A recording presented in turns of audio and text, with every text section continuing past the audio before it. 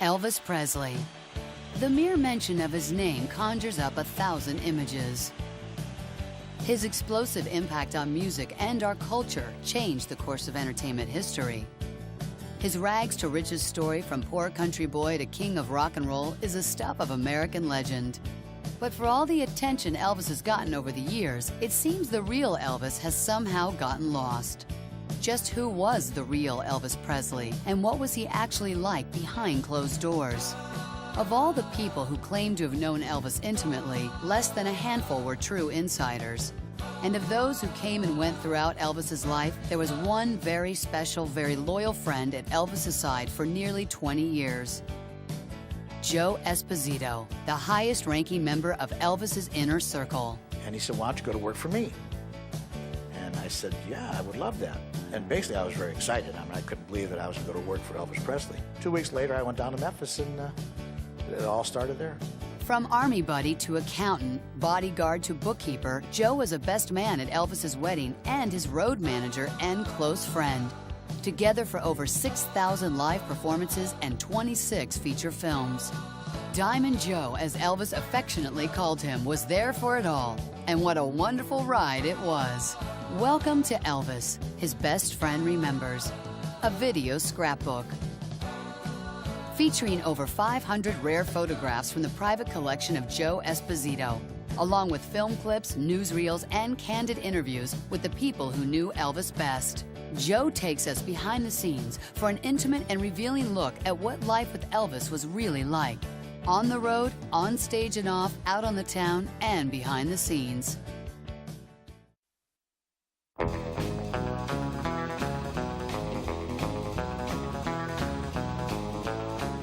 I remember when I got drafted, there was rumors going around that Elvis was going to be drafted about the same time. And, you know, the excitement was, the buzz was around. Nobody thought he would ever go in the Army because of being a big celebrity. They figured they wouldn't draft Elvis. I go into service, I go to Fort Hood, Texas, and then Elvis is drafted, and he comes to Fort Hood, Texas. Now, Fort Hood, Texas is a big, big base. I didn't get a chance to meet him there, but I'd see him around base once in a while. And I never walked up to him. There was about 20,000 guys on the base at the time. We went all through basic training together, not physically together, I mean, but I'd see him around base. It was exciting to realize here I am with this guy we all talked about in the neighborhood. Being at Fort Hood, Texas, our armored division decided to transfer to Germany. And those rumors Elvis was coming there too. So I go to Germany. When I got there, I heard in the paper that Elvis's mother died. She died while he was in the service, so he was delayed as far as coming to Germany. So I go to Germany, it's a little small base in Friedberg, Germany there, and I'm working in an office. I got a real nice, comfortable job in the service. I was a finance clerk. I'm in the office with a good friend of mine, and I hear all this commotion outside by the gate of the base. I asked George, my friend George, what's going on? You have an idea? He says, well, I was told Elvis is coming here tonight. He's going to be stationed here with us. I said, that's great. So we sort of looked out the window. We couldn't see anything. There was thousands of kids screaming and yelling out there, all these buses pulling in, all these GIs looking the same, all in the same uniforms. They couldn't see him. The base, Ray Barracks it was called, was just typical Army base, 3,000 men, 3 outfits, the artillery, 27th Artillery, which I was in, and Elvis was in 32nd Armored Division, which was tanks. Germany was strange for Elvis. He'd never been to a foreign country before, except for Canada, but that wasn't foreign. It was cold, snow, and the language. Elvis was very nervous about going over there. He didn't know how he'd be accepted. He did end up renting a house over there in Bad Nauheim, which was about 15 kilometers from Friedberg, where we were stationed. Rented his house on a nice big house on 14 Goethestrasse. I'll never forget that address. This house was the house that Elvis met Priscilla in. It was great. It was very warm. His father and his grandmother came there. His grandmother would cook breakfast and dinner for him. He wasn't too thrilled with the food in Germany.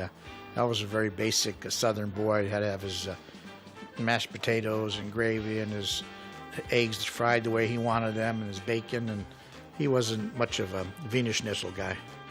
Elvis's tour of duty in the Army was actually very good for him. He didn't think it would be because he was concerned that he wouldn't be as popular when he got out. But he was on every magazine cover you could think of during those 2 years. And then the parents of the teenagers that were in love with Elvis were starting to respect him. He went to the service just like anybody else would. He served his time, and when he got out, he was more popular than ever. Our tour of duty was coming to an end in Germany. I got my departure papers to leave in the end of February, and Elvis, I knew he was leaving right after me. So one evening at the house, we took a ride in the car. He said, let's go for a ride. So we drove around the city a little bit, and he said, asked what I was going to do when I got out. And I said, well, I'm going to go back home and go back to my job. And he said, why don't you go to work for me? And I said, yeah, I would love that. And he said, okay. He says, gave me the phone number at the house. He says, when you get back home, you know, stay in touch with me, give me a call, let me know, and you can come down and we'll start off. I got a lot of work to do when I get back home. And basically, I was very excited. I mean, I couldn't believe that I was going to go to work for Elvis Presley. 2 weeks later, I went down to Memphis, and it all started there. Well, when Elvis got out of the Army, the press was everywhere. As you remember on television, they showed him landing in a snowstorm near Fort Dix, New Jersey. He had a big welcoming committee.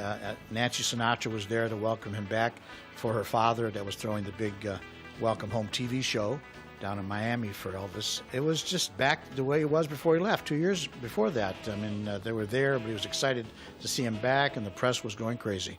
I was in tanks for a long time, you see, and they rock and roll quite a bit. He was thrilled to be back in Memphis, and you could just see it in his face. He was excited, but yet he was, you know, it was not the same because his mother was gone. His mother passed away while I was in the service, and it was not the same. So he had a press conference in his office in the back of Graceland. He was very relaxed. You could see it on the film that he was very relaxed, and he was glad to be home. And here's some of that press conference right now. I had quite a few interesting experiences. Slept out in the snow, HC rations, you know, all the regular thing. But I suppose the biggest thing of all is the fact that I did make it. I made it just like everybody. I mean, I tried to play it straight, you know, like everybody else. And I made a lot of friends that I never would have made otherwise. And all in all, it's been a pretty good experience, you know. Well, basic training wasn't hard for me at all. It was harder afterwards, after I had gotten into a regular outfit. Not the service itself, but just the surroundings, and I was in a strange land, and the outfit I was in, they had quite a bit of field duty. We stayed in the field 6 months out of the year. And it gets cold in Germany. It snows quite a bit. And it was pretty hard to adjust to. Well, the only thing I can say is to play it straight and to do your best, because you can't fight them. They've never lost yet, you know? And you can't fight them.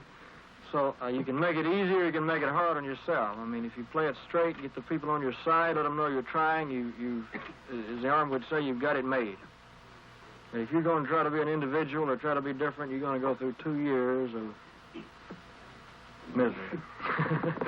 My first actual show business gig, as I would say, is going to Miami Beach to do the Frank Sinatra special for Elvis Presley. Went up and had a top suite, this huge suite up there overlooking the ocean, and this next tower one over was Sinatra's suite on the other end with all the other stars over there. You couldn't see them from us, but I was thinking to myself, I'm on the patio looking at Miami Beach, beautiful weather, and I said, it was like in awe. I was saying, I am here with Elvis, Frank Sinatra, two of the biggest stars in the world, and my whole life has changed because I got drafted in the Army. Mr. Presley, well, would you think it presumptuous of Frank if he joined you in a duet?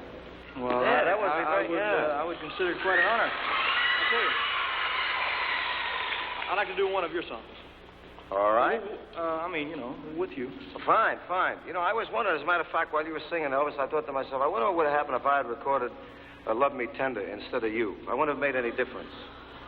I think it would, about 2 million records less. He should have. You smarty pants. Oh, what I thought we'd do, you do Witchcraft, okay? And I'll do one of the other ones. Okay? You Nelson?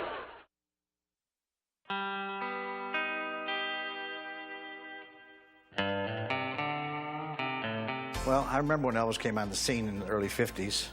I was in Chicago, nothing exciting. Music was just passé. I mean, I remember the Hit Parade was on TV in those days, just nice, easygoing music. And all of a sudden I hear rumors about this young guy exciting music, completely different. I first saw Elvis Presley in the late 50s on TV, and I was really in awe. I didn't know what I was looking at, really. This young man doing all these moves and singing rock and roll now, as it is today, was amazing to me. At that time, I was a big fan of Frank Sinatra, Dean Martin. That's the kind of music we were listening to in those days. But then Elvis came along. He was amazing. This guy on stage shaking his legs, girls going crazy watching him. It was strange for me to see that, but then as we listened to his music, I really started to appreciate him more and more. In fact, many of the discussions with the guys I used to hang out with in Chicago, I was defending this guy because everybody was putting him down, the press and everyone. As the more I listened to his songs, the more I liked him. And then I saw him on television about 3 different times, and he really impressed me as a good young entertainer. I just started buying his records, and I enjoyed listening to him. And then the girls around, naturally, they were all going crazy over him. The friends of mine and their boyfriends were very, very upset because, you know, at that time, we were very possessive of our women. All those guys were very jealous of Elvis because he had such great impact on all these women screaming and yelling. And at that time, the girls would never do that. And here they are, this good-looking guy. We were all very jealous of him. It was exciting. At the time Elvis came along, you know, he was perceived to be a very sexy human being to all the women, and the press did not like that. The reaction of the older establishment, and they just didn't know what he was. They thought it was vulgar. They thought his moves were sexual, and that upset them tremendously, and the press started tearing him apart, and the churches were saying he's got the devil in him. Kids didn't see it that way. They just thought this was something new and something exciting. They couldn't understand why this guy was singing and shaking, but Elvis was being himself. People didn't realize that till now, and now he's like an angel on stage if you look at him compared to what's going on today. Elvis's fan reaction was always tremendous, as you will see in this very rare news footage. Elvis Presley. The appeal of a Presley may escape the older generation, but his devoted fans regard him as an eminently attractive and admirable figure of a man, a worthy successor to a Clark Gable, a Cary Grant.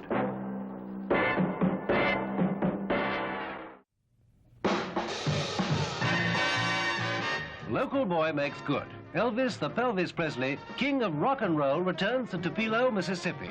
Advance sales of his new disc topped the million, a record of the record business.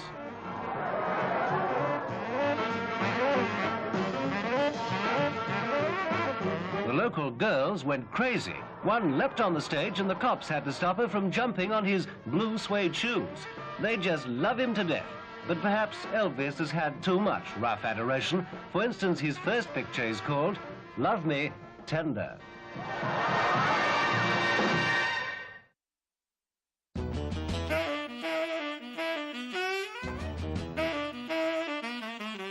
I remember when Elvis' third movie came out. It was Jailhouse Rock, and it was a little different. Elvis was this tough guy, and he goes to jail. People really enjoyed it, and I think they started appreciating his acting a little more. The reaction was getting big in England and Germany, and I think that movie really rocketed him to stardom around the world. In Jailhouse Rock, there's the one scene by the swimming pool. Elvis sings this number, and he is so good-looking and sexy, and I think that's what did it. I mean, that's where the press even started appreciating him, and the young people around the world really loved him. I realized all the publicity stills were taken from Jailhouse Rock, and that was the one that really rocketed him to stardom. And as we see so many stills, and we see so many of them today, that's probably one of the biggest publicity campaigns they ever did on a movie. In Jailhouse Rock, there were so many beautiful girls in that picture. And I really think that's where they decided to make a lot of the movies with Elvis and a lot of gorgeous women. And from that time on, all the movies had beautiful women in them, and he was always involved with them. In the dance sequence in Jailhouse Rock, Elvis was really involved with the famous dance number with all the inmates. Elvis went to the choreographer and gave him several suggestions as to how the dance sequence might be played. And Elvis's ideas were right on, as all his ideas ended up on screen. This was the movie that really catapulted him into the stratosphere as an international movie star. Just before Jailhouse Rock was going to be released to the theaters, Colonel Parker put Elvis on a road tour. And one of the stops was in Tupelo, Mississippi. Elvis wanted to do a charity event there to raise money for the Elvis Presley Youth Project. It was a charity organization he started to help out the youth of Tupelo. You could see how relaxed Elvis was. He had a lot of fun backstage. Just shows Elvis in a different light. I'd never seen this before, and it's a great piece of footage. Yeah, Elvis was always in control with it, whatever he did. This piece of footage has been seen over and over again, but it's such a great piece of way Elvis moves on stage.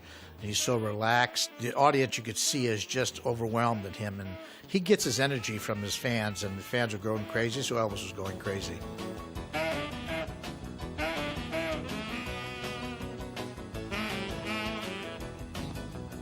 This is a shot of Gladys and Vernon in the audience, and sitting next to Gladys is Mrs. Parker, Colonel Parker's wife.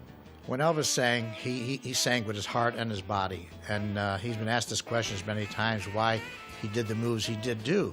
He says, I can't help it. It just comes naturally out of me, and that's what I feel like doing at the time.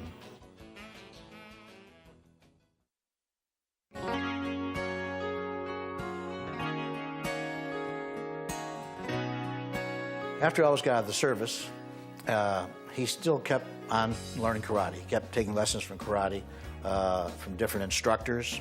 And he really was actually probably one of the first guys to bring it into Hollywood before Bruce Lee got real popular. He loved giving demonstrations to different celebrities, Ricky Nelson, different people, Ty Hart and friends that would come and visit Elvis. He'd be giving karate demonstrations all the time. He felt good about doing this because this is the only guy doing this, and everybody was excited about it.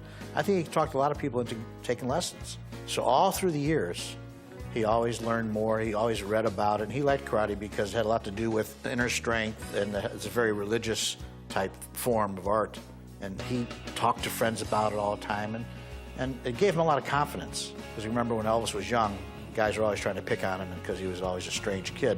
I think from this point on, he had a lot of confidence in himself that he could defend himself real easy, and he enjoyed it. And he lived all his life. He put it into his on-stage performances. You see a lot of the moves on stage.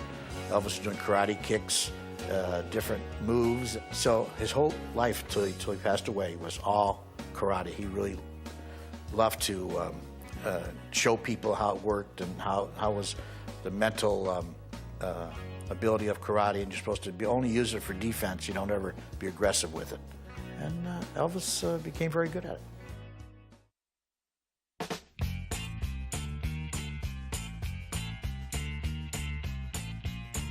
Elvis made 31 feature films in his career, and I was there for 26 of them.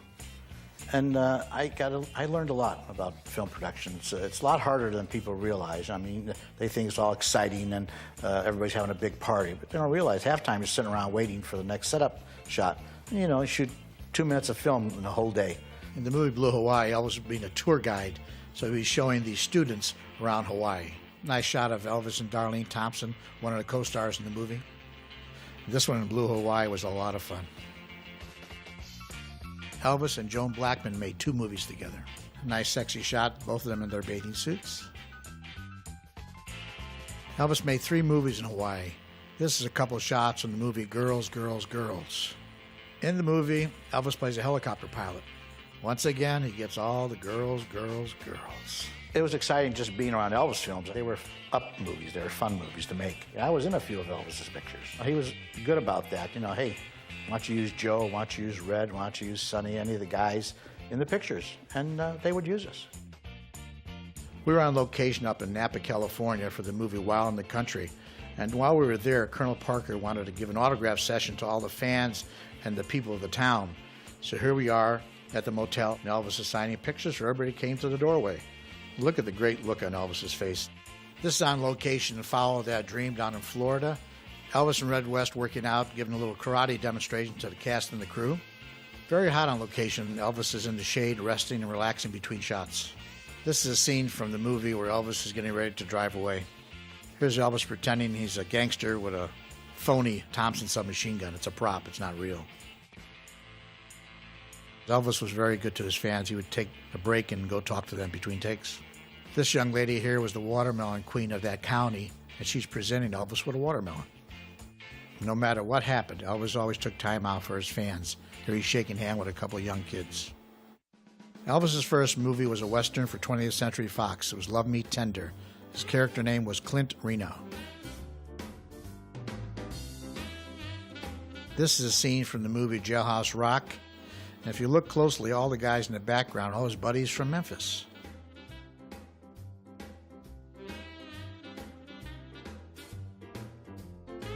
This is the movie Harem Scarum, a Sam Katzman production, a very low-budget picture. And Elvis played a sheik in the movie, and his co-star was Marianne Mobley. She did 2 movies with Elvis. She used to be Miss America from Mississippi. Very nice lady, they got along great together. Elvis liked doing this movie, believe it or not. He liked the character of the sheik, the dark tan and the turban. He thought he was Rudolph Valentino. It happened at the World's Fair. It was shot in 1962 up in Seattle. And we shot it during the World's Fair at the time, and there was people everywhere. It was really tough shooting the movie because we had to go back and forth between the dressing room and the sets in different places around the World's Fair. So there was thousands of people everywhere we went. And periodically, Elvis would stop and sign autographs and talk to the fans. We had to keep moving quite a bit because we couldn't stop. We would bog down the whole place. It was a lot of fun, and you notice a lot of the guys wearing black jumpsuits and sunglasses. We were like the Secret Service for Elvis, and he wanted it that way so he could see us in the crowd. During filming of a lot of the movies, we'd all hang around, just talk, a lot of times play cards. But during the World's Fair here, we're sitting down and kidding around, joking, and Gary Lockwood, the co-star of the movie, he joined us. He became like one of our buddies on the whole movie. And it was fun. Sometimes we played football if we were on location outdoors. We played cards, tell jokes, just being a bunch of young guys having a good time. I got my first part in the movie in the World's Fair. It was very nervous for me because I'm not an actor, but the director, Norman Turok, decided to use me in this one scene. All my family and friends in Chicago were so thrilled to see me on camera. One of Elvis's favorite co-stars was Ann Margaret from Viva Las Vegas. Elvis's co-star in Speedway was Nancy Sinatra. She was a good friend of Elvis's. The Trouble with Girls was a fun shoot. Marilyn Mason, as Elvis's co-star, was a lot of fun. She used to crack jokes and she'd fool around, and she was a lot of fun to work with. Elvis had a great time with her. In the movie The Trouble with Girls, Elvis had a football scene. He loved to play touch football on his own time, and as you could tell in the scene, he really had a great time. He's got a big smile on his face, and he's running for a touchdown.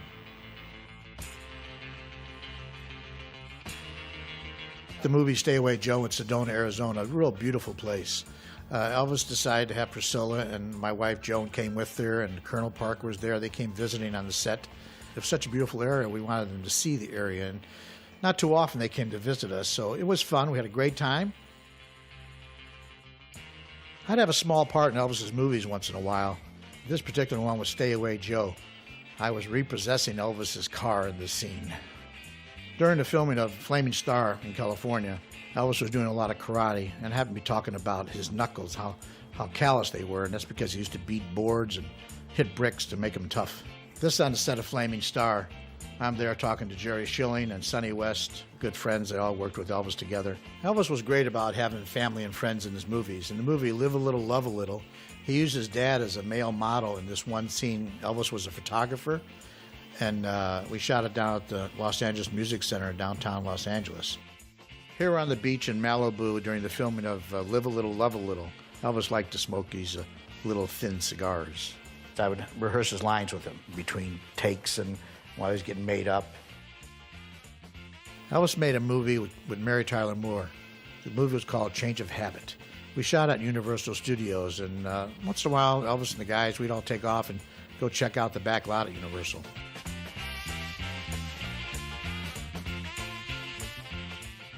Elvis's good friend, George Barris, the custom car king, built this Cadillac limousine. We were filming Spin Out when RCA executives came on the set and presented Elvis with 2 more gold albums.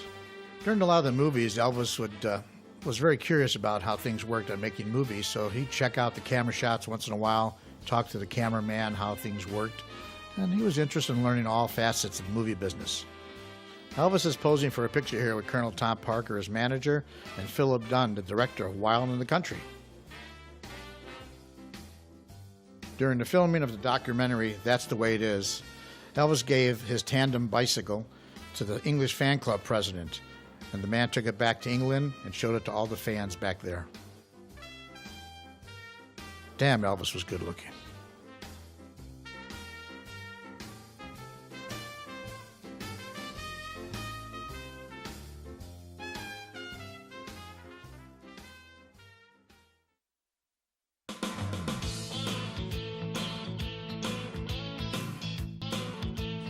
Elvis was a very generous person, and Colonel Parker was too. A lot of people don't realize that. Colonel read in the paper one time where the U.S. Potomac was President Roosevelt's boat at one time, and it was going to be destroyed. It was going to be scrapped. It was just getting old, and they didn't know what to do with it. Colonel came up with an idea. He went to Elvis and said, Elvis, let's buy this boat, since it's a piece of history, and we'll donate to somebody where they could charge admission for people to go on and look at it and get the money for charity. So Colonel went to the March of Dimes, which that was President Roosevelt. He started that charity organization, so he figured that's the best people to go to. He went to them, and they didn't want the boat. They didn't want the responsibility. They didn't know what to do with it. So Colonel ended up giving it to Danny Thomas for the St. Jude organization. We were in Vegas goofing around, having a good time, and the Colonel set it up where we were going to fly in, meet Danny Thomas at Long Beach. The boat was in Long Beach, and go there and do a big press conference, and Elvis would give Danny Thomas the boat. The Colonel is he's a pretty smart guy. He looked at the boat. It was really beat up. It didn't look too good, so he had somebody paint the whole one side of the boat, the one side where at the dock where the press would be able to see it. He didn't paint the other side, just painted the side where the press would see this beautiful, good-looking boat. And it was just so funny. And I thought to myself, well, he said, hey, I'm going to give it to them. They can paint the other side. I remember when we arrived in Long Beach, there was a lot of press, and a lot of fans were there. I guess they heard rumors that Elvis was going to be there. And all the press, and they were coming, Elvis, come on, Elvis, come over here and sit and talk to Danny Thomas. And Elvis said, just a minute. He stopped and he signed autographs for all his fans. He would always stop and do that no matter what happened, because he always said if it wasn't for his fans, he wouldn't be here. And that's the truth. And every celebrity should think that way. And Elvis was like that. And so it didn't matter if Danny Thomas was waiting or the president could have been waiting. He would sign autographs for his fans.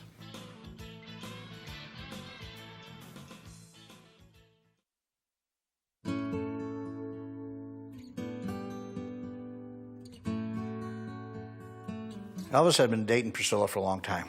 And I think she was turned 21, and he knew that it was time to get married.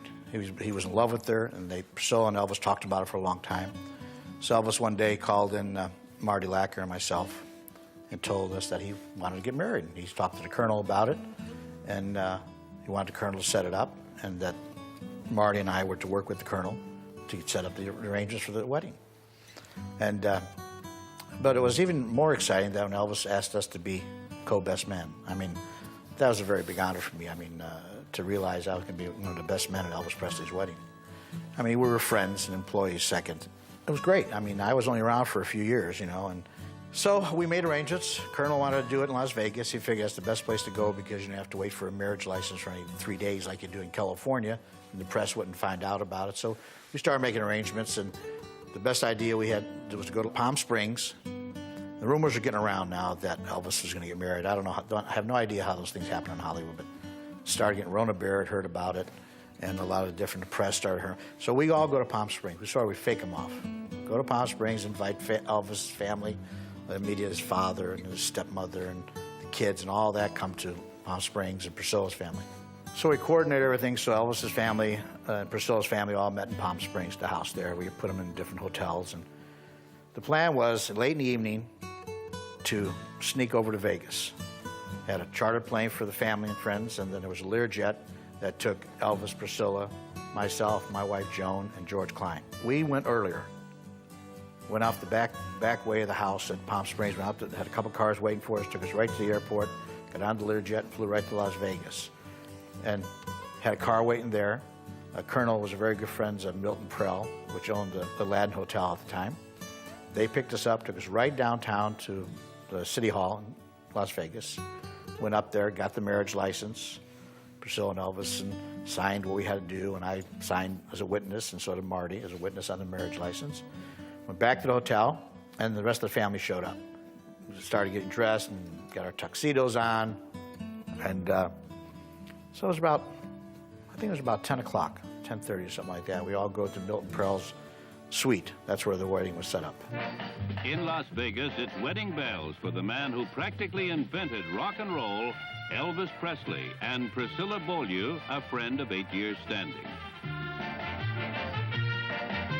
The 32-year-old Mississippi boy who started a new style of singing gives his bride a 20-carat diamond ring.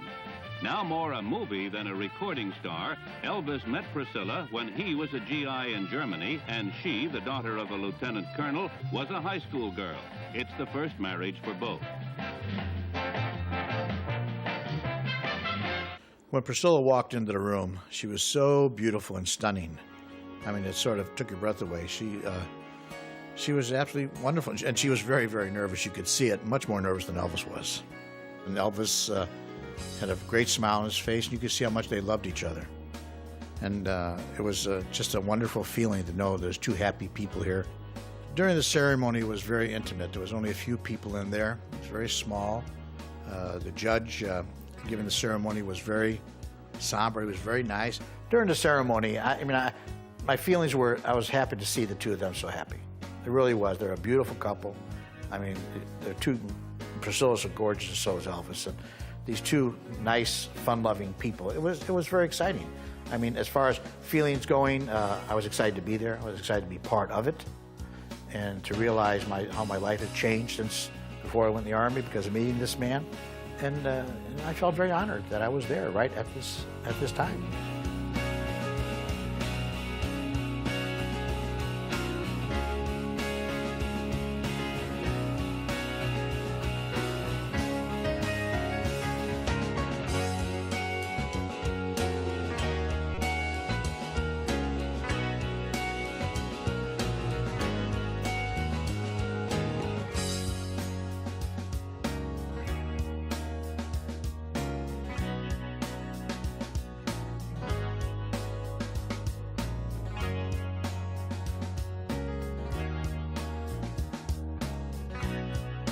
Colonel had a press conference set up. Went immediately from the ceremony right to the press conference, and the press was there and talked about how he felt about getting married and all that. And after that, we went to a little wedding reception. You know, had some cake and musicians and playing some nice music. Had some cake and some food and had a little party there just for the family and friends. Then we all went back to our airplanes, flew right back to Palm Springs. And meantime, Rona Barrett is sitting in front of the house in Palm Springs waiting for Elvis to get married. And she was so mad when she heard that we were in Las Vegas and it was announced that Elvis got married. It was great because we fooled the press, and Elvis always knew that. He liked to have his own privacy, and it worked there.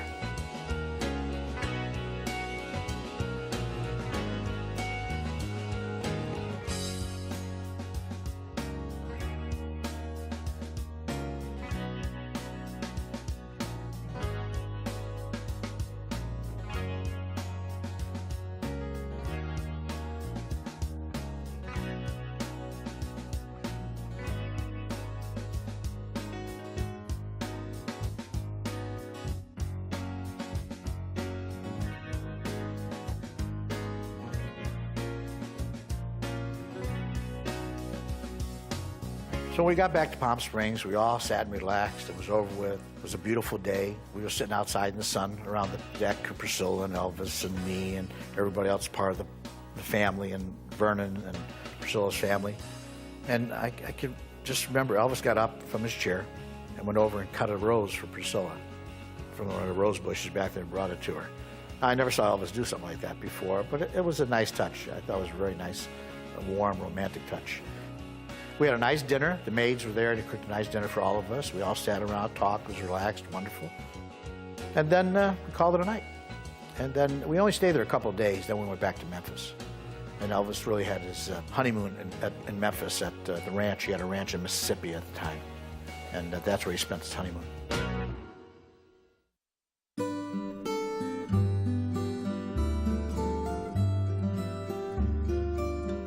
A lot of people don't realize Elvis did take vacations, because when you're a big celebrity, it's hard to get away and be privately and be on your own. But Hawaii was his favorite place, and once he started making movies there, he really enjoyed it there. The people treated him wonderful. He always liked to go there. He loved the warmth. I remember when we get off the plane, there's just a feeling of relaxation when you get off the plane in Hawaii. And that was one of the places I know that Elvis really enjoyed. He felt relaxed. He was himself. He had no pressures on his shoulder. And we went there many, many times, spent a lot of days there. I'd rent a house on a private beach someplace, but we always stayed at the hotel, at the Hilton Hotel. because he liked the privacy and the security of the hotel, but yet during the day we'd party at the house. He relaxed on the beach. Later he'd get a tan. He'd go out body surfing. We did some snorkeling there. And then the people on the beaches didn't bother Elvis. They were told, leave him alone, he's on vacation.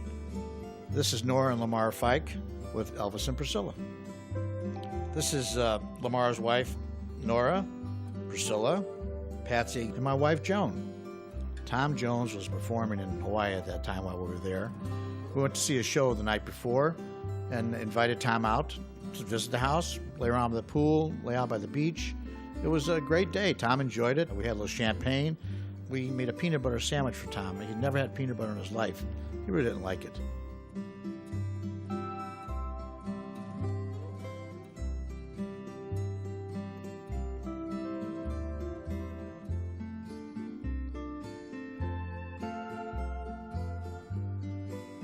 This press conference in Hawaii was there for Elvis to announce the charity concert for the USS Arizona Memorial.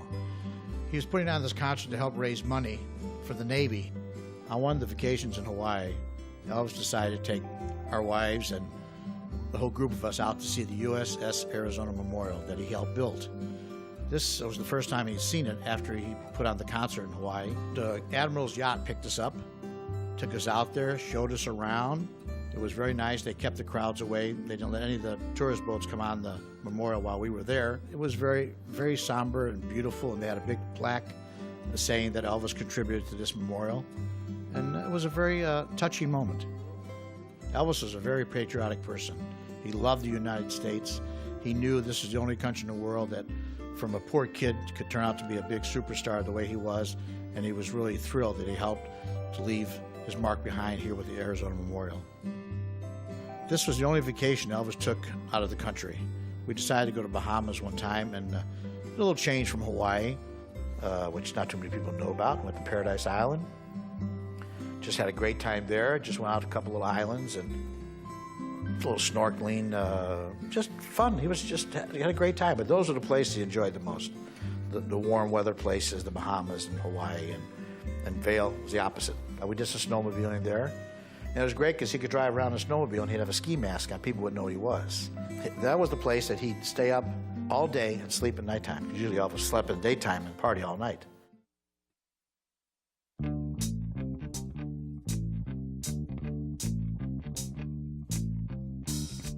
During the touring years, we were chartering planes for different tours. You know, we chartered the Playboy Bunny plane, a couple other chartered planes. So Elvis decided he wanted his own airplane. Now, I know nothing about airplanes, but he called me in, he called Lamar Fike, and Lamar knew a little bit about airplanes, more than I did, that's for sure. And he said, I'm looking for an airplane. I want a private plane so we can fix it up and use that to fly around the country. So Lamar and I got a hold of this gentleman that was a used plane salesman. He was down in Florida, and we got a hold of him, and we flew to Tucson, Arizona. I didn't know this was like the biggest, huge airplane lot in the world. Go to Tucson, he takes us out to the desert, and there's planes, hundreds of planes, just lined up like a big car lot. So we're driving around, we told him Elvis wanted a 4-engine jet, because he felt more secure with 4 engines. Seats about 120 people. So we started going down. He's showing us these airplanes as we're going along, going in and out. And so he shows us this one 880 Convair. It was a Delta airplane. It was owned by Delta Airlines, and it was retired. We go in, nice plane, 4-engine jet, held 100 people when it was a passenger plane. We asked him why was it retired? What's wrong with it? He said, nothing's wrong with it. He says, but the engines burn a lot of fuel. Too much fuel for the airlines. It was too expensive to operate. But it was a good price range at the time. It was $275,000. But we'd have to put all new equipment inside, gut it out, and all the radio equipment and radar and everything. So we called Elvis up. He said, Elvis, we think we'd found a plane for you. And Elvis said, well, to describe it, 4-engine jet, 880 Convair. Elvis says, okay, we'll get it. I said, what do you mean get it? You got to come and look at it. You know, it's $275,000 here. He said, no, he says, you know, I don't know much about planes. The guy told you about it. We'll buy it. That was it. The guy went down and saw Vernon, made all the contracts up. Elvis then decided to, you know, do the interior. He had to figure it out and lay it out. Did a beautiful job. I mean, I think it's a great idea, you know, the bedrooms in the back, and it was great. It was a beautiful airplane. And That's the Lisa Marie that you see at Graceland today. It's there on display for people to see. It gave Elvis a lot of freedom. A lot of times he'd say, we're at home. He said, let's go to Denver today. Okay, call everybody up, get the crew, fly to Denver. Spend a little while there. Okay, let's go to Palm Springs. And he loved it. We didn't know what was happening 4 minutes the next because we could be home sound asleep. He said, call, okay, we're going to Palm Springs this weekend. Okay, jump in the plane, and go.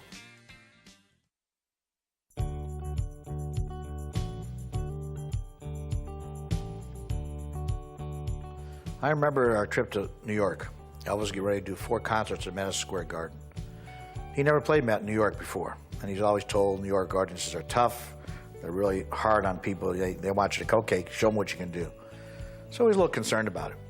So Colonel set up a big press conference we were staying at the New York Hilton. Elvis, amazing to me, was very relaxed. He walked into that press conference. His dad was there. All of us guys were there. He was great with the press. Great questions they asked him, and he would just go along and answer his questions, and it was super. And the good thing about it, we went and did the show. Elvis was a nervous wreck. He didn't know how he'd be accepted. When he walked on that stage and the crowd went crazy, he really relaxed. That next day, the reviews hit the paper, and they were the best reviews we've ever seen. They just thought Elvis was unbelievable. Now, New York press is real tough on people, but he felt so good about it. And the next few shows after that, he was just flying high. He just felt so good about it. He was accepted in New York City, and that was quite an experience for all of us. We were all concerned. There's so many places that I haven't been yet. I've never played New York here, I've never been to Britain either, I'd like it to, yes, sir. I'd like to very much. I'd like to go to Europe. I'd like to go to Japan and all those places. I've never been out of this country except in the service, No, I stopped using that greasy kid stuff, too. Just like everybody else did, man. Man, I was tame compared to what they do now. Are you kidding? I didn't do anything. We just jiggle, I really can't criticize anybody, in the entertainment field. I think there's room for everybody, and I hate to criticize another performer, Well, the image is one thing, and a human being is another, It's very hard to live up to an image, I'll put it that way. Well, I found that in the audiences that we have, it's mixed. It's older people, younger people, and the very young, and all types of people. It's hard to find good material nowadays, for everybody, for all of us, It's very difficult to find any good hard rock songs. Really. If I could find them, I would do them, I would like to think that we've improved ourselves over the past 15 years. That's what I mean. I mean musically and vocally and everything. I like to think that I've improved over the past 15 years. If nobody saw me, or if nobody recognized me or whatever, or asked for an autograph, to me it's just part of the business, and I accept it. I think I would miss it.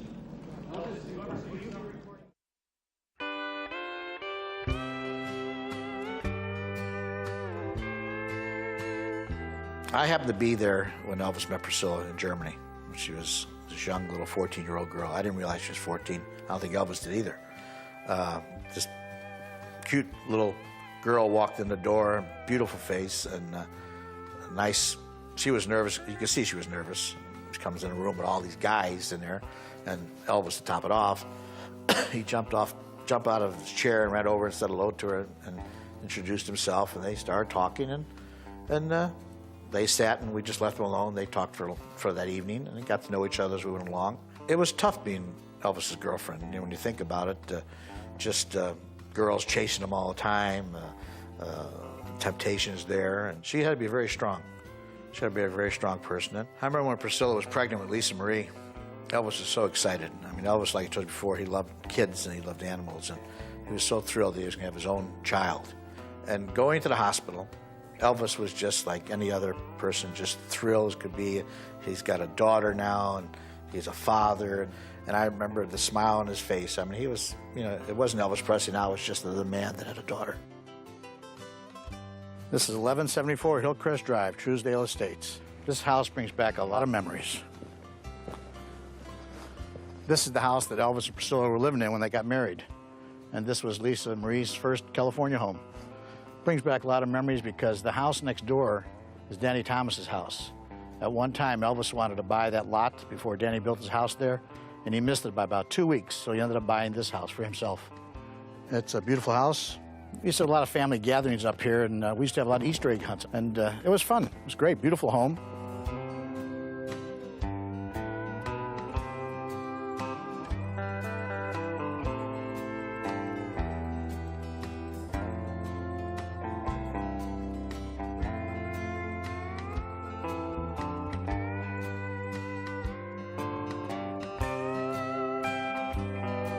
This is 144 Monteville Drive. This is the house that Elvis and Priscilla bought after the Hillcrest home. They needed a bigger house.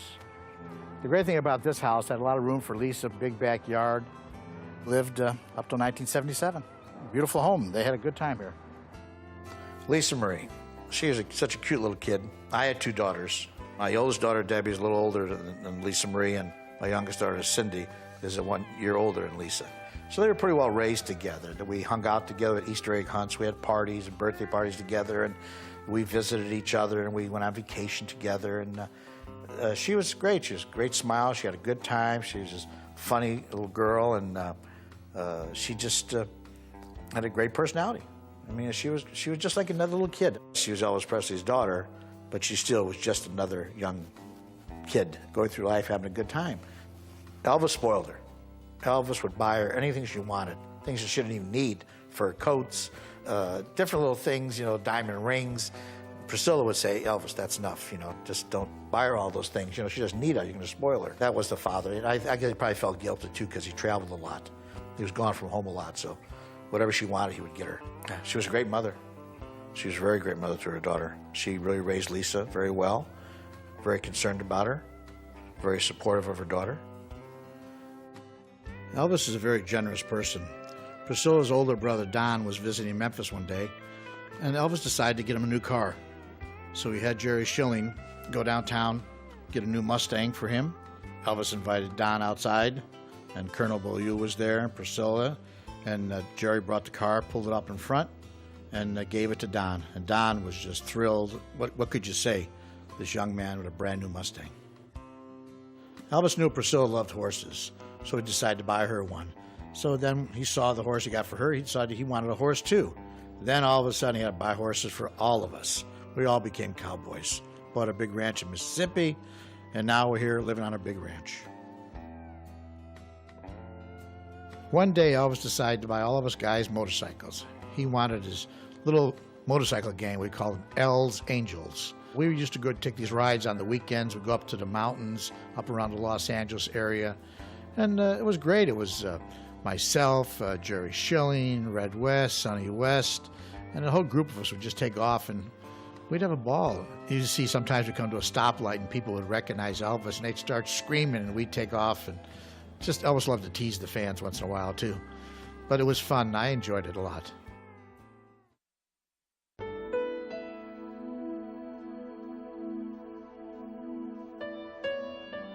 People have a wrong impression of Colonel Tom Parker, Elvis's manager.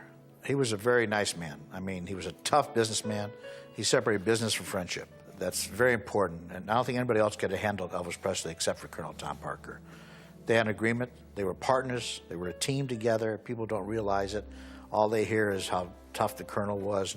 But Colonel was a soft man, too. When he was friends and family and kids, he loved kids, and he was real nice to them. But when it came to business, if you didn't do your job, he'd chew you out. He chewed me out many times if I made a mistake.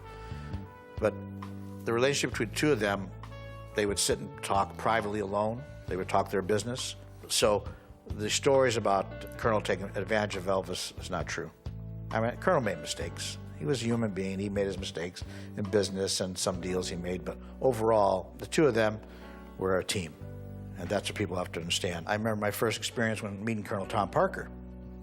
We were in Nashville doing a recording session, and the Colonel didn't know who I was either. So he was a Chicago guy. And so I meet him, and fine, he was very distant for a while. And but I think once he realized I wasn't there just to be a hanger-on and do what I had to do and help Elvis and make sure everything was taken care of, and we became very good friends too. So it was strange at first. I felt uncomfortable, and I know they did too.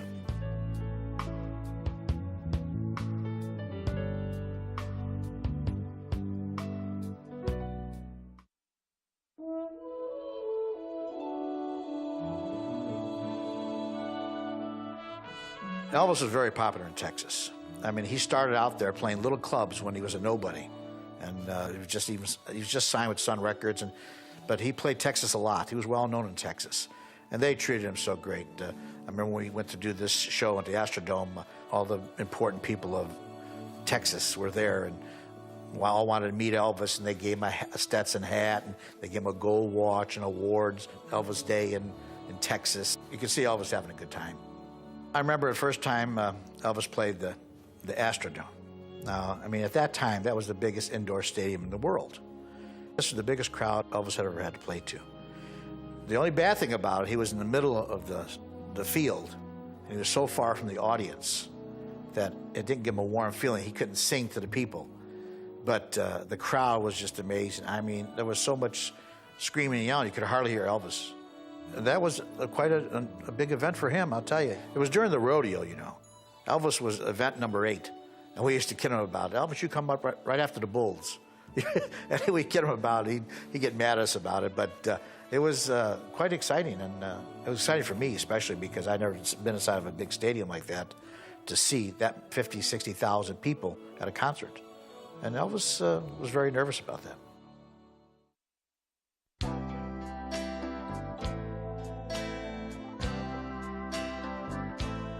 Here we are in beautiful downtown Burbank, home of the NBC studios, where Elvis shot the '68 Singer Special. It was called the Singer Special because the Singer Sewing Machines was the sponsor at that time.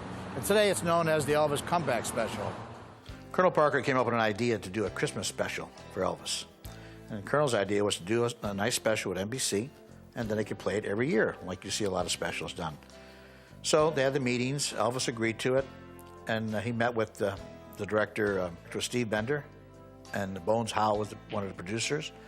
And they met and they talked. And they got to know Elvis. So they got Elvis alone in the room. We talked about the ideas and discussions. And Steve said, I don't want to do a Christmas special. Why don't we just do a special with you? Elvis said, hey, sounds good to me. Well, then Bob Finko went and talked to the Colonel, and Colonel got all upset about it. He said, wait a minute, this is supposed to be a Christmas special. You know, why'd you guys influence Elvis? But they already got to Elvis, and that's the way it was. But the Colonel said, listen, you got to do a couple of Christmas songs. So we played at Christmas time. He agreed. Did the special. It was the first time Elvis had done a special, and NBC mentioned to the Colonel, he says, okay, who are we going to have as guest stars on the show? And they said, we don't need any guest stars. Elvis is a star. He can carry the show. And when you think about it, all the specials you see always have guest stars. Elvis was the star, and that was it. And he had a great time doing it. He enjoyed it. It was a new experience for him. He really got into it. In fact, he even slept in the dressing room. Whenever he went home, they set it up so he could sleep there because he didn't want to get out of the mood while we were doing the tapings. And had a ball. And I tell you, it was the highest rated show of that year on television. The director wanted to have a nice finale for that TV special, something different, a message song. And he talked to Elvis about it. He said, okay, come up with the right song. Let me hear it.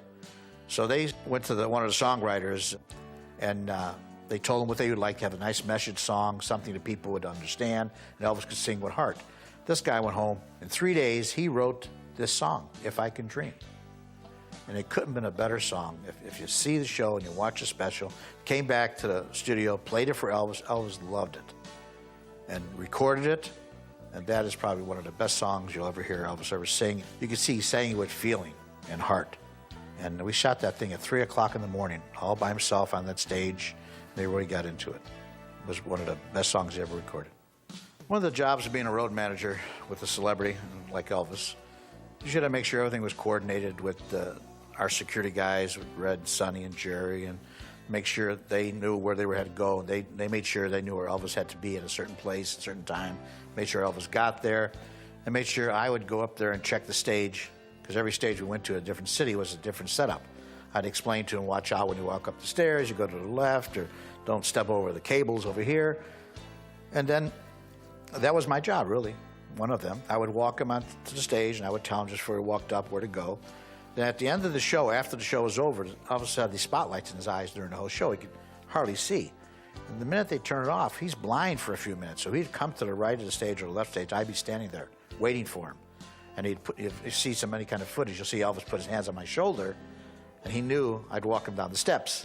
and walk him right to the car, and we jump in the car and take off. So he was blind, and people always said to me, why does he grab you as he walked off stage? I said, because he couldn't see where he was going. And that's one of the jobs of a road manager, make sure he got where he had to be. And a lot of times on stage, you know, all of us guys would be up there security-wise, and he'd grab you and drag you on stage. You know you don't want to be there, and embarrass you, and make joke about you or something like that. He had a good time on stage. Well, I think the 68 special made Elvis want to go back on the road again. He enjoyed singing in front of the people. He looked great. I mean, anybody that sees that special today always tell me that's the best I see Elvis look, the best he performed. He sounded great, and he was having a good time.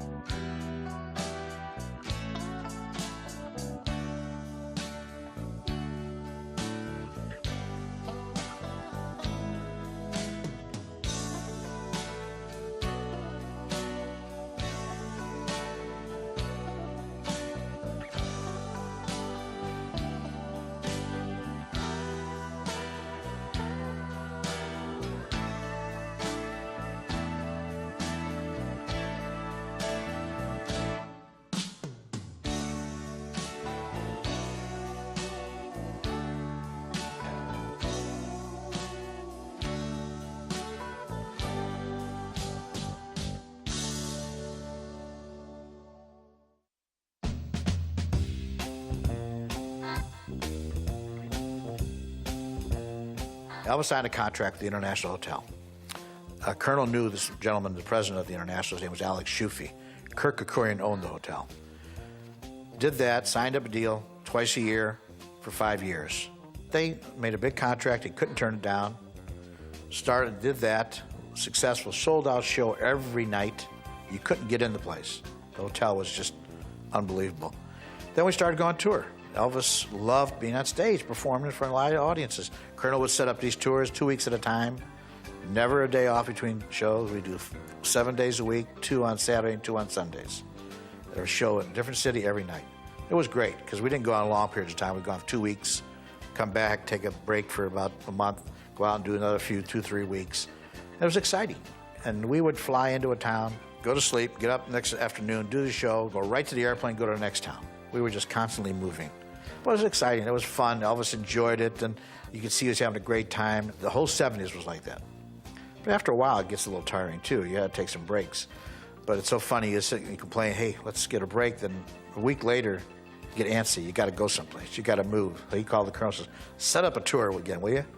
And we set up a tour and go on the road again. Well, I think the 68 special made Elvis want to go back on the road again. He enjoyed singing in front of the people. And that really was the influence of Elvis going back on the road. He had a meeting with the colonel. He said to Elvis, you want to go back on the road? I will set it up. And that's where it led to Elvis signed up for Las Vegas at the International Hotel. And that's where it led to us going back on the road. We did the Astrodome. We started touring. Elvis got his confidence back. He was a little concerned about being gone so long.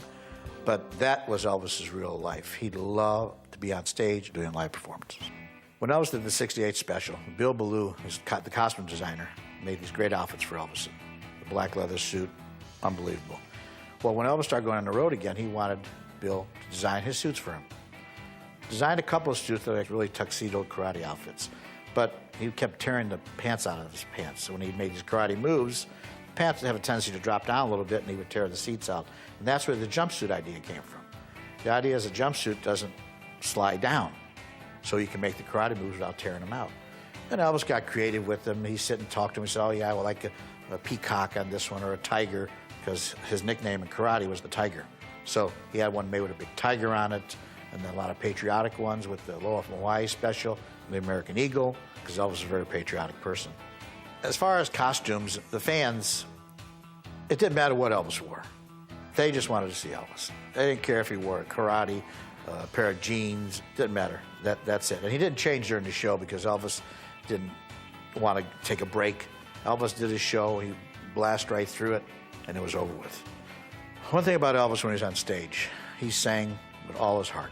He sang with feeling, and that's what people loved about him. And they all felt that Elvis was singing right to them individually. Nobody performed like Elvis, ever. A lot of celebrities go on stage, they sing their songs so they have to, and that's it. Elvis never did that. And Elvis changed his shows during performances. Elvis didn't have a set lineup. Yes, he had the first song he walked on stage with, and he ended with the same song. But during the show, his band was so great that he could throw a song at him, and they'd do it. Because it would drive them crazy, because, oh no, what's he gonna do tonight? But he was great about that. He kept the band sharp that way too. They really paid attention. They had to watch him at all times.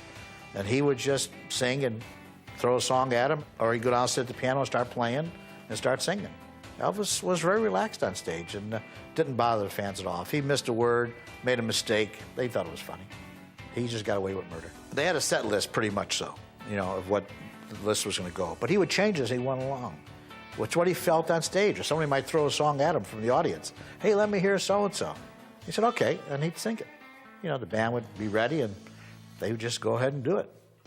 The idea of giving scarves away to the fans, something that had a little souvenir of Elvis, came about when Colonel Parker one time in Las Vegas had these little teddy bears. And he told Elvis, he said, Elvis, you know, when you'd sing Teddy Bear, throw some teddy bears out to the people in the audience. And he saw the reaction from that. These people go crazy for this, something that Elvis had in his hand. So then Elvis, with some of his outfits, he did have scarves. They were his own personal scarves, and he wore them out there, and he'd dry the sweat off his face. And one time, you know, he got down there and he kissed a little girl from the stage, and she took the scarf from him. Fine, good. So that's where the idea came from. Give them something to walk away with that belonged to me. And that's how he came up with it, the idea.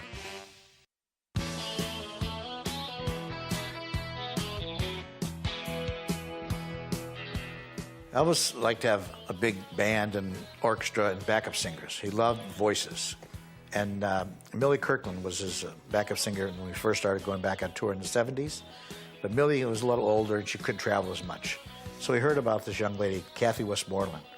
Heard about her, and they had Tom Diskin and a couple of the other people check into her. And Kathy fit in perfect. And here's a little bit of Kathy right here. There were actually 3 different people who had recommended me to Elvis. When he asked people in LA who they'd recommend, they all recommended me, and he thought, well, I think I better call this girl. I got a call one Friday afternoon asking if I could fly immediately to Vegas, saying that he needed a replacement for Millie Kirkham at the time. It was August of 1970. So I got the call to go for just a couple of weeks with Elvis.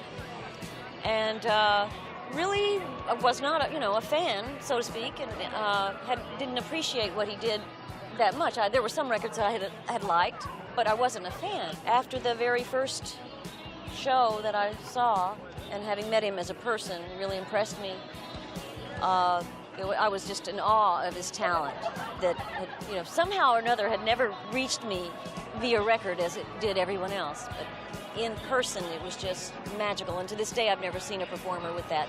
I knew at the time that it was special. There was always that awareness that there was something very special happening. Looking back now, it's magnified a billion times to me. But there was that, I think everybody who was associated with him had this feeling that we were all somehow meant to be together. It was a very odd experience.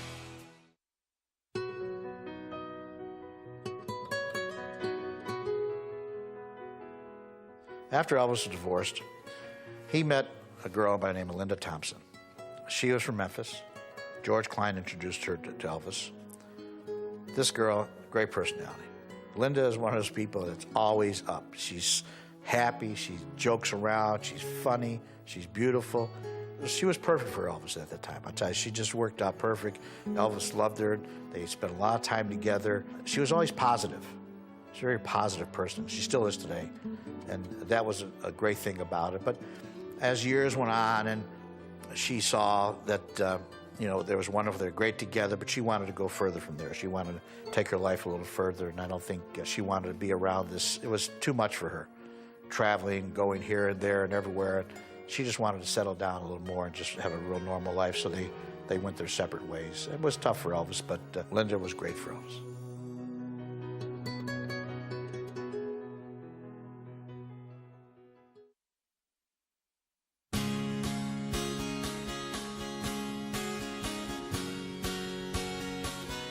I'm standing here in front of the old MGM studios. Elvis made the majority of his pictures here. It was a lot of fun, had great times, had a great dressing room. We had a lot of parties here. While we were making the movies here, a lot of celebrities that were shooting other pictures on the lot would come over and visit. They would hang out with Elvis, and he would talk to them and get experiences from them, little acting tips. And it was great. It was just like one big party for many years. Well, Elvis didn't get to know the stars, the people that he did meet that well. Elvis did not associate himself too many with Hollywood stars and parties. More or less liked just ordinary people. He didn't feel comfortable around them. I don't know if it was insecurities or Elvis was basically a very shy individual, and he felt more comfortable with just his friends and people he'd meet. And he'd invite some of the co-stars to the house in the evenings and sit around and talk and just play music and just chit-chat, really. Here's the first year that Don Sutton, the pitcher for the Los Angeles Dodgers, came to visit Elvis. He was a big fan of his, and we all posed for a nice picture. As you know, Elvis is a big football fan, and he heard Jim Brown was doing a movie over at 20th Century Fox. So we contacted a friend of ours named Rick Husky, and he brought Jim Brown over to meet Elvis. From left to right is Billy Smith, Elvis's cousin, Alan Fortas, a good friend, Richard Davis, and Jim Brown right in the middle there, big and tall, Elvis naturally, myself, Marty Lacker, and James Kingsley. The governor of Tennessee, Buford Ellington, decided to declare Elvis Presley Day. And here we pose with a picture with the governor and his beautiful daughter, Ann. Here I am with Tuesday Weld, Elvis's co-star from Wild in the Country. She was such a great person. She became like one of the buddies. Her and Elvis dated for a little while. A lot of times you get different celebrities who come on the stage and just watch Elvis film. Elvis was the biggest star in Hollywood at that time, too. Everybody wanted to meet him. What's this new young rock and roll star here in Hollywood? So what's he like? And they would come and stand in the background and watch, and then between takes, Elvis would go talk to them, and I would say hello to them, meet them. They were very nice. They were just like ordinary people, which you never think. People don't think stars are just like anybody else. But it was nice to realize that a lot of them were just like anybody else. When you're on the road with a big star like Elvis, you have to be really concerned about security.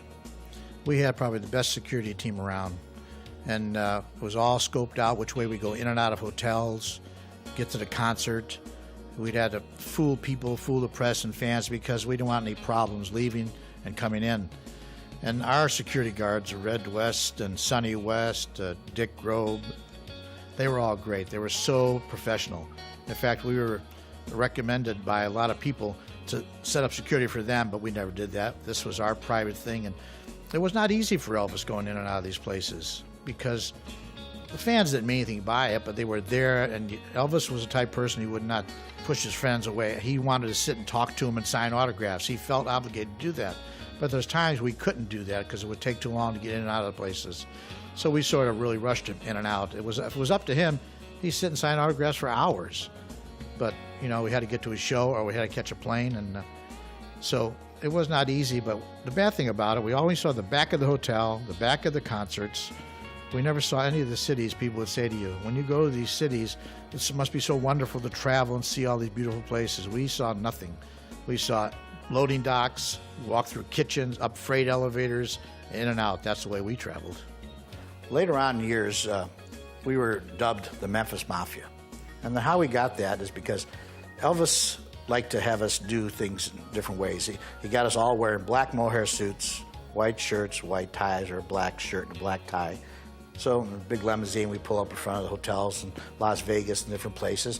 It looked like the mob got out of the car. All these guys getting out, and then Elvis comes out. It's like the Don comes out after, So I think a couple of reporters ended up saying, hey, who are those guys? And the guy said, these are Elvis and his Memphis friends. He said, oh, the Memphis Mafia. And that's where it came out of. And some reporter picked it up and we ended up in the paper as being Elvis and the Memphis Mafia. And we were titled that. And Elvis thought it was pretty funny. He thought it was great because he liked the old gangster movies, and he thought they had an exciting life. And he liked the mob idea because he figured the mob is very, very loyal. They expect loyalty from their friends. And Elvis was the same way. He expected loyalty from his friends. So he enjoyed the title. He thought it was great.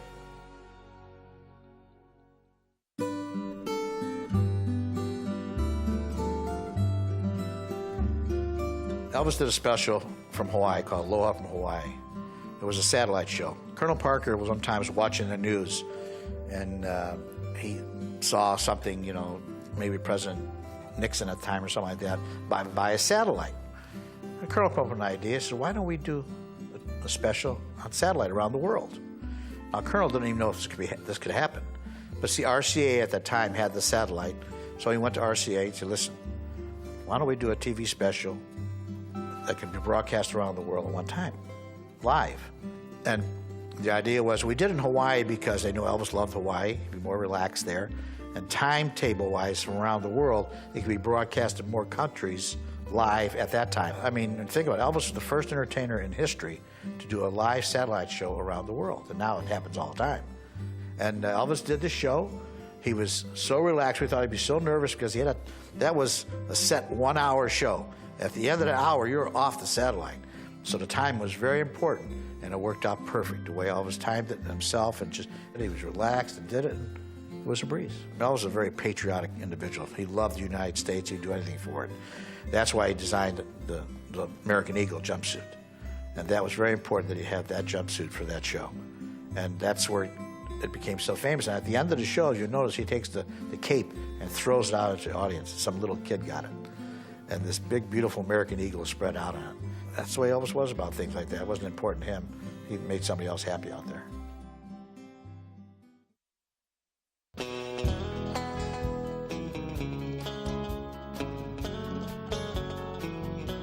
In March of 1977, Elvis wanted to get away and go to Hawaii. So we made arrangements. I made arrangements over there. I got a house, got a hotel. We got on the Lisa Marie. It was about 25 of us. Elvis was dating a girl by the name of Ginger Alden at that time. If you look at her picture, she looks a lot like Priscilla. So we all get on a plane, go to Hawaii. Elvis was feeling great. I mean, he was a little overweight. I mean, he didn't look as good. But if you see the pictures, he's smiling, having a good time, playing a little touch football, relaxing on the beach, having a good time. Everybody said, was Elvis so depressed the last couple of years of his life? Yes, there was times he wasn't happy and sad. He didn't know about his future. But if you look at these pictures, you'll see he's having a great time. He's smiling. I really will never forget that vacation. That was his final vacation.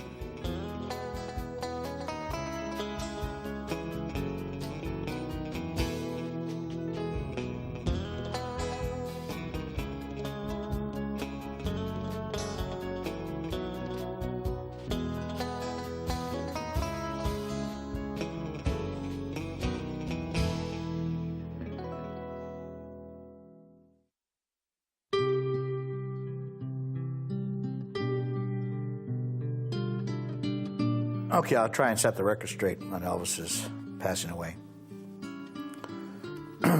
August 16, 1977, we were getting ready to go on tour. That evening, we were supposed to fly to Portland, Maine.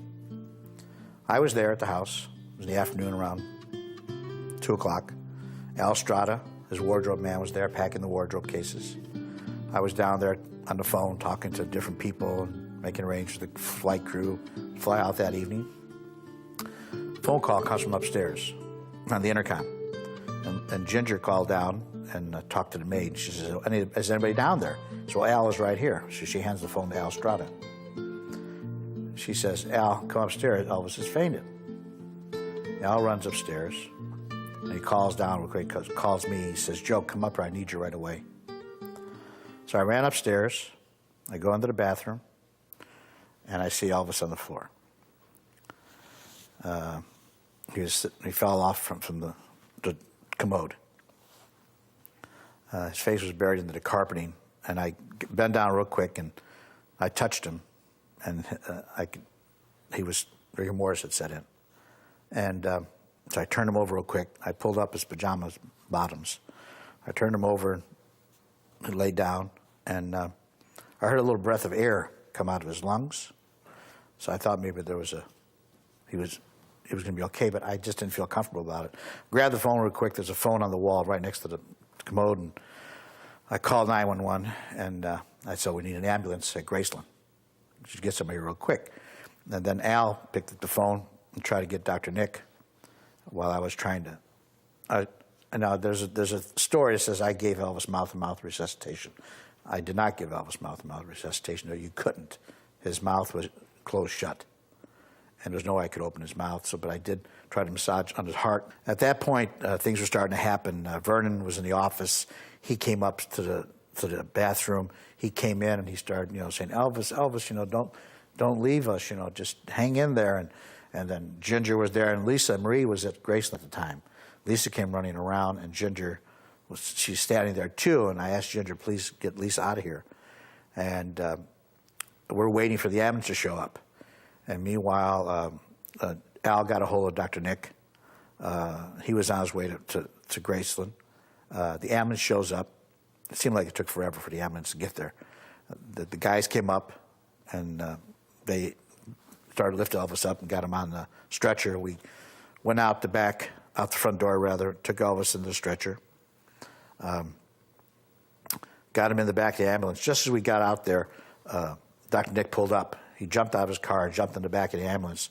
And it was Charlie Hodge, Dr. Nick, and myself went to the hospital with Elvis. We got to Baptist Memorial Hospital. The ride to the hospital seemed like it took forever, too. And Dr. Nick was trying to talk to Elvis, hang in there. And he had whatever that bottle is with the oxygen over his mouth, hoping that could revive him. Got to the hospital. The emergency room people were waiting for us when we got there. Took him on a stretcher and took him into the emergency room real quick, and they stopped me and Charlie from coming in there. Dr. Nick went in there, and they escorted Charlie and I to another room. Meanwhile, all hell was breaking loose in different parts, and the rumors were getting around. And Elvis's cousin Billy Smith came to the hospital, met me there. I don't even remember who else showed up.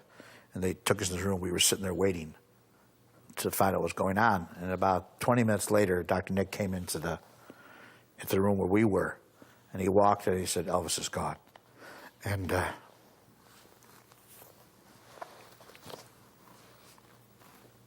it was hard. And the PR guy from the hospital wanted to know if I want to make the announcement to the press. And I said, "I'll try." But meanwhile, Dr. Nick said, "Don't say anything to anybody yet. I'm going to go back to the house and tell Vernon before he hears it on the news." So the police department was there, and they took Dr. Nick out to the hospital, out to the house. And meanwhile, I got on the phone and called Priscilla to tell her that Elvis is gone. And she wasn't home at the time. I got a hold of her sister, Michelle. And Michelle said, "What's wrong?" And I said, "I got to talk to Priscilla." And just so happened, Priscilla came in the house at the time, and I told her what happened. And she went hysterical. And she said, "How's Lisa? How's Lisa?" I said, "Lisa's fine. Don't worry about that." So I'll make arrangements to have the plane come out and get you. And then I called Colonel Parker in Portland, Maine, and got him on the phone and told him what happened. And he sort of didn't know what to say. He was in shock at the time. He said, "Okay, do what you have to do. I'll be there this evening." And at that point, press was all starting to show up. The rumors were getting around. Newspapers were showing up, and radio stations were announcing Elvis is in the hospital. And I just couldn't go out and talk to the press, so I had the PR guy from the hospital talk to him. He made the announcement to them that Elvis had passed away of a heart attack. Charlie and Billy and I all hugged each other and had the police department, one of the police department men took us back to the house, Graceland. I just went into a mode to help. I went and saw Vernon, talked to him, and I told him, "Anything you need, we're here to help you." We all got together and figured out how to make arrangements for this, for Elvis's funeral. And we just did it. It was a lot of work. Phone calls were coming in from around the world. Ann Margaret called. She was playing Vegas at the time, and she wanted to come. And I said, "Well, it's going to be a mess here." And she says, "I'm going to come anyhow." So her and Roger Smith came, and George Hamilton showed up, and a lot of other people. We just said, "Just don't come. It's going to be too hectic." And we started making the arrangements. And Vernon asked me if we could get all white limousines for the funeral, because Elvis loved white. The Memphis Funeral Home, the people came out and saw us, and Vernon wanted the same casket that he had for Elvis's mother, Gladys. Same casket for Elvis. I have to give those people credit. They really did a good job, because it was made of solid copper, and it weighed a ton. They had to fly it in from another state. He got all these limousines from different states around. We all just worked together and did it. It took me about 3 months after Elvis was gone to realize he was gone. You know, we did what we had to do for his sake. The procession of the people coming in through the house was just unbelievable. These people were crying, they were fainting.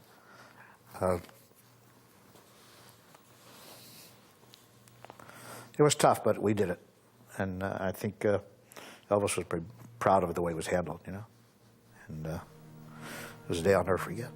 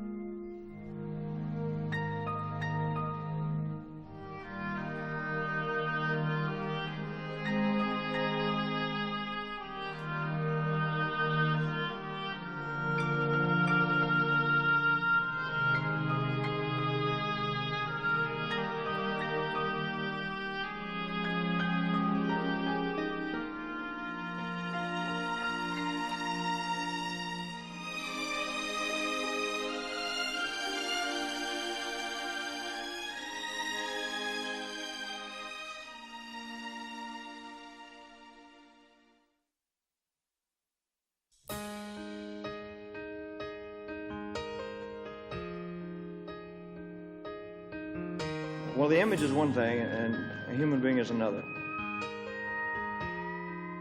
It's very hard to live up to an image, I'll put it that way. Home of the blues is where I live, trapped inside these lonely walls that won't forgive, surrounded by a memory. His goodbye haunts me like a Beale Street melody. And I've done everything but get down on my knees. And if my tears will set this ghost inside me free, I'm gonna cry like a Memphis. I'm going 3 times under. Gonna drown my sorrow with tears that roll like thunder, till I can find the strength, till I can carry on. I'm gonna cry like Memphis. Oh, when they heard the king was gone.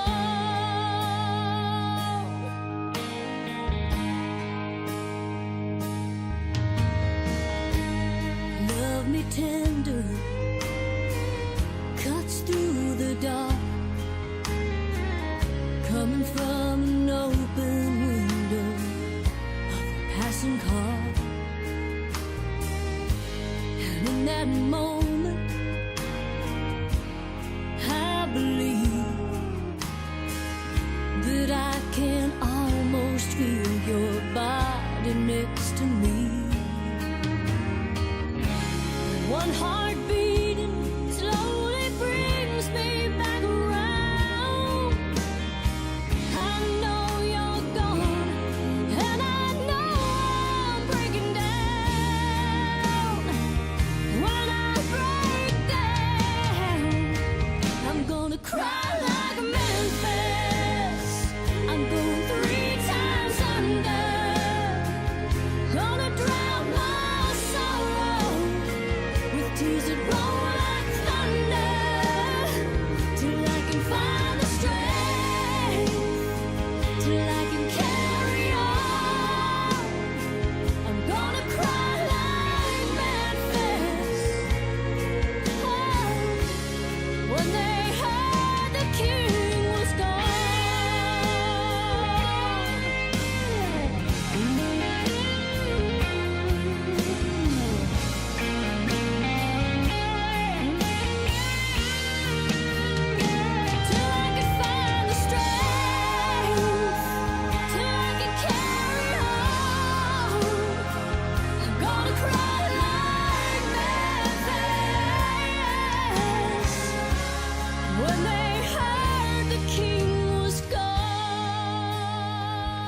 I've had quite a few interesting experiences, and I made a lot of friends that I never would have made otherwise. All in all, it's been a pretty good experience.